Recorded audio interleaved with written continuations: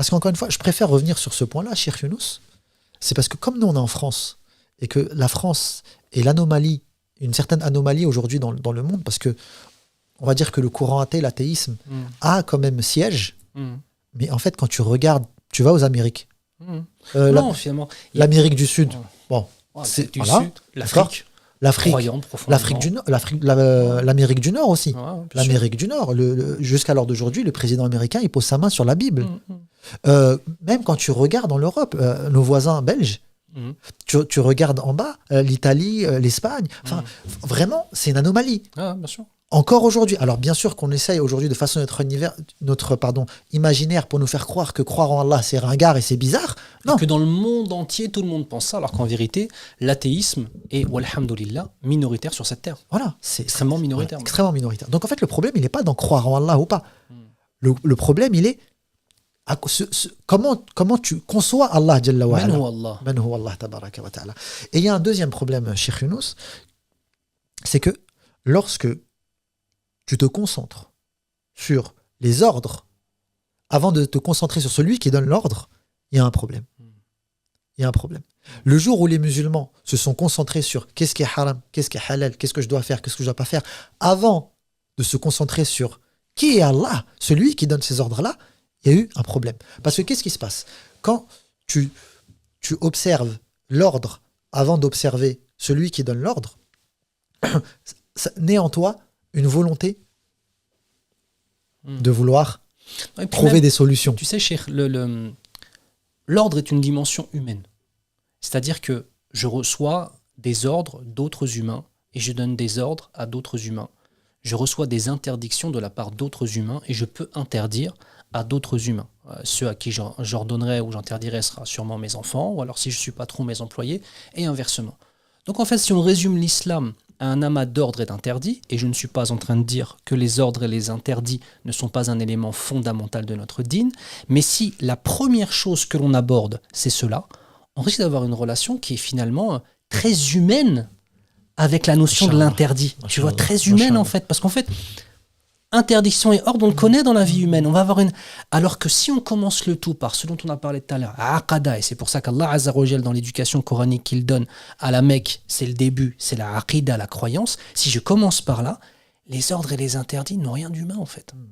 Et toutes les bases sont posées. Donc en fait, il y aura une notion d'istirfaf, en fait, il y aura une notion de légèreté vis-à-vis de cet ordre-là. Oui, en fait, si c'est humain, voilà. Si on l'a pris sur le même thème en fait que l'ordre humain et que finalement mon père il m'ordonne quelque chose, le Coran il m'ordonne, il m'interdit, ma femme elle m'interdit ou mon mari m'interdit. Si on est en train de réduire les ordres à cela, c'est super humain et puis la désobéissance elle est facile. De même que si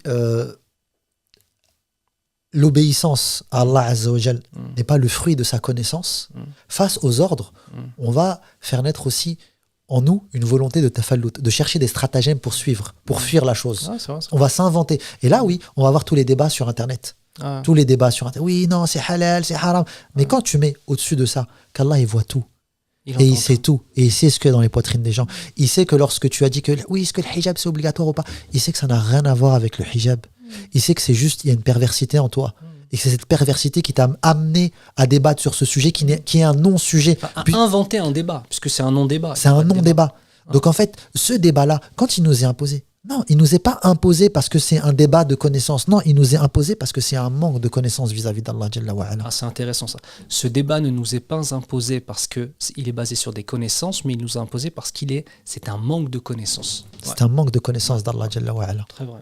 C'est pour ça, les ulama disent, il y a al-ilmu billah wa al-ilmu bi amrillah. Il y a la connaissance d'Allah et il y a la connaissance des ordres d'Allah. Ce sont deux choses différentes. On peut trouver quelqu'un qui débat et qui parle et qui nous explique ce qu'il faut faire, ce qu'il ne peut pas faire, tout en étant complètement ignorant d'Allah Jalla wa ala. Et on peut, vice-versa, à contrario, être avec des personnes qui ne connaissent pas beaucoup certaines règles, mais qui ont une science d'Allah Jalla wa ala. C'est vrai. Et le rapport qu'il y a entre la taqwa et la connaissance d'Allah, elle est directe dans le hadith. Lorsque le hadith de Aïcha, radiyallahu anha, les trois qui sont venus voir auprès du prophète sallam pour connaître son adoration, à la fin, il a dit quoi? Sallallahu alayhi wa sallam, il a dit Inni atqakum lah wa a'lamukum billah. Je suis le plus pieux d'entre vous. Pourquoi? Parce que je suis le plus connaissant d'Allah Jalla wa ala. Wattaqullah Wa yu'allimukumullah. Ici, ils sont en parallèle. Certains nous disant que c'est shart, mais c'est une parole minoritaire, mais ils sont en parallèle. Taqwa d'Allah Azza wa Jal, wa yu'allimukumullah. Ça veut dire qui nous enseigne. C'est-à-dire, dans ce verset-là, et craignez Allah, pardon, j'ai pas traduit, et craignez Allah, et Allah, subhanahu wa ta'ala, en parallèle, Allah va vous enseigner. Ce qui signifie que, ici, on revient encore à autre chose, et ça rejoint ce que tu disais tout à l'heure sur qu'est-ce qu'on met en premier dans la façon d'aborder les choses, c'est que c'est Allah qui donne le ilm. C'est Allah qui donne l'intelligence. C'est Allah qui donne les réflexions. C'est Allah qui donne la piété. C'est-à-dire que, parfois, tu sais, subhanallah, cheikh, quand on est habitué à réussir dans les études ou réussir dans les projets qu'on fait, le jour où on monte une entreprise, on sait ce qu'il faut faire, ça marche, le jour, etc. Subhanallah, l'orgueil peut naître dans le cœur.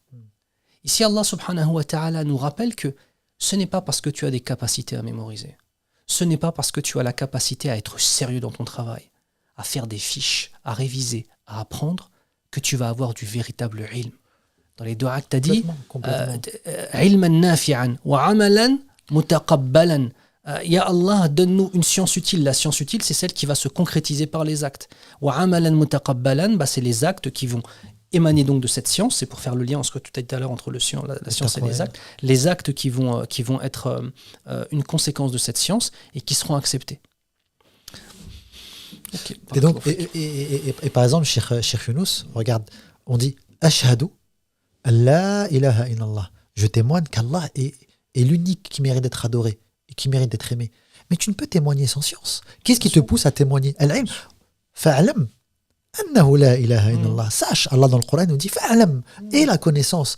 La ilaha illallah. Mais en fait, cette connaissance-là, on parle de quelle connaissance? La connaissance d'Allah. Ce qui te pousse à témoigner qu'Allah est l'unique qui mérite d'être adoré et aimé, c'est parce que tu connais qui est Allah tabaraka wa ta'ala. Et c'est lui-même, Allah Azza wa Jal, qui nous a enseigné cette connaissance, ou son prophète Mohammed sallallahu alayhi wa sallam, d'où par la suite au niveau de l'histoire, dans la communauté musulmane, lorsque la philosophie grecque est rentrée dans le dogme des musulmans, finalement ils ont commencé à prétendre pouvoir connaître Allah Azza wa Jal en dehors de ces deux sources de base, le kitab et wa sunna. Ils ont ramené simplement la philosophie et la réflexion pour connaître Allah.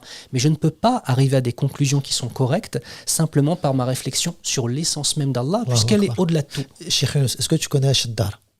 Qui? Ash-Shaddar. Non. Tu vois pas ce que c'est Shaddar? Non. Ok. Donc tu peux pas la décrire parce que tu ne l'as pas vue. Tu ne l'as pas goûté. Ok. Si je te dis que le Shaddar, c'est proche du miel, tu vois? Ah, ça d'accord? Y est. Parce que je te donne une analogie. Bon, Shaddar, je l'ai inventé. Ah, d'accord. Heureusement, j'ai pas fait le mytho, genre oui. Shaddar, shajaratun ma'rufatun fil Yemen. Inch'Allah, tabarakallah. Inch'Allah. Tu vois, par exemple, je t'ai inventé ce mot. Alhamdulillah, on n'est pas des mythos. Alhamdulillah, on n'est pas des mythos. Inch'Allah, tabarakallah. Mais en fait, c'est ça. Une chose que tu n'as pas vue, tu ne peux pas la décrire. Tu ne peux pas en parler.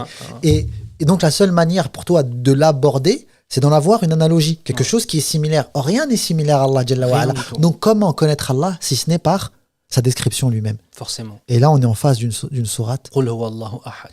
Elle est dédiée à la description divine, subhanahu wa ta'ala. C'est pour ça que Allah Azza wa Jal lui a donné le nom de quoi? Al-Ikhlas. Elle est unique. Unique dans quoi? Dans la description du divin. Que signifie le terme Al-Ikhlas?